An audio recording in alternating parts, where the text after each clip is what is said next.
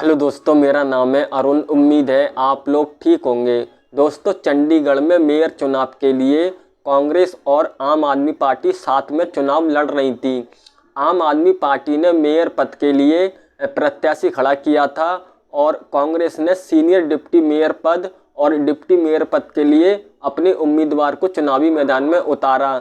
लेकिन चंडीगढ़ मेयर चुनाव में बीजेपी को जीत मिली है।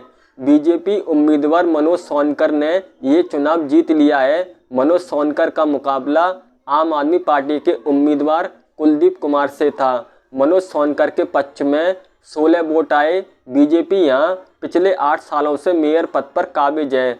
भारतीय जनता पार्टी के राष्ट्रीय अध्यक्ष जेपी नड्डा ने इस जीत पर चंडीगढ़ बीजेपी यूनिट को बधाई देते हुए एक्स पर पोस्ट भी किया कि प्रधानमंत्री के नेतृत्व में केंद्र शासित प्रदेशों में रिकॉर्ड विकास हुआ है।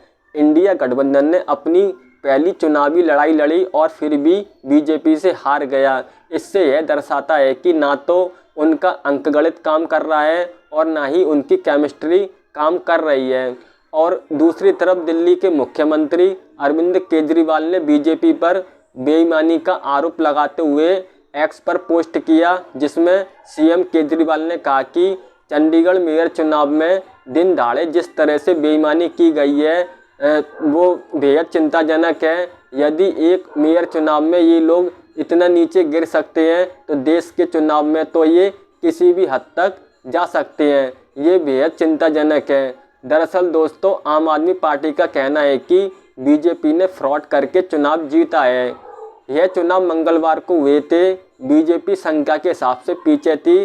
चंडीगढ़ मेयर चुनाव में कुल 35 पार्षद हैं और एक सांसद का वोट है। अब इस 36 वोट वाले मेयर चुनाव में 19 वोटों के साथ पहुंचना जरूरी था।